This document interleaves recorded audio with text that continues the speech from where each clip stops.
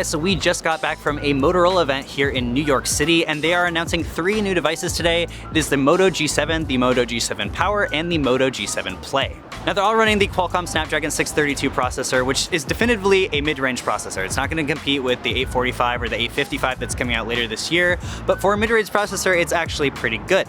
Now the main thing that separates these 3 phones is going to be a couple of things. We've got different amounts of RAM, different amounts of battery capacity, and different amounts of storage, but it's all very small.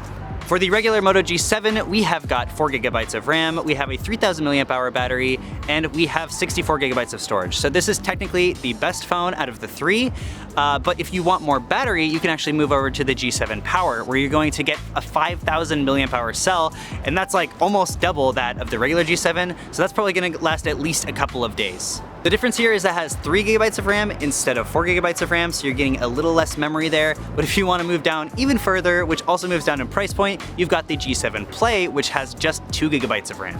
The other major change from these phones is that the regular G7 is going to have that 1080p display, while the other 2 phones are going to have a 720p display, but at the event they looked pretty good. I honestly don't think that 720p displays are that bad.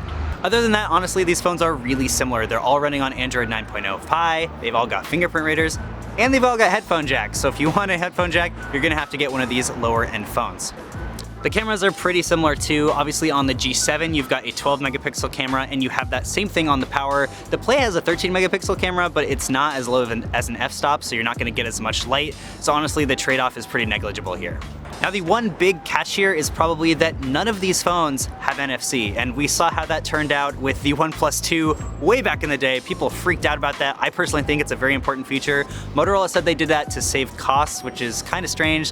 So if you don't really use NFC, these might be pretty good deals, but otherwise it's a little weird.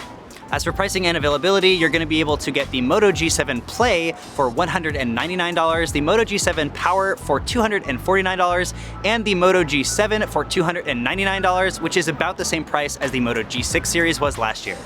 All these phones will be available in spring. They didn't say exactly when they're going to be available or what carriers they will be available on, but there was a Verizon rep at our event, so you can probably assume it's going to be a Verizon, especially since every other Motorola phone has launched on Verizon in the past. Alright guys, so that's been about it for these new Moto G7 phones. If you have any questions, make sure you leave them down in the comment section below. We've also got a full article with lots of photos, lots of information, so head over to the website androidauthority.com if you want all that specky detail, and I will catch you in the next video.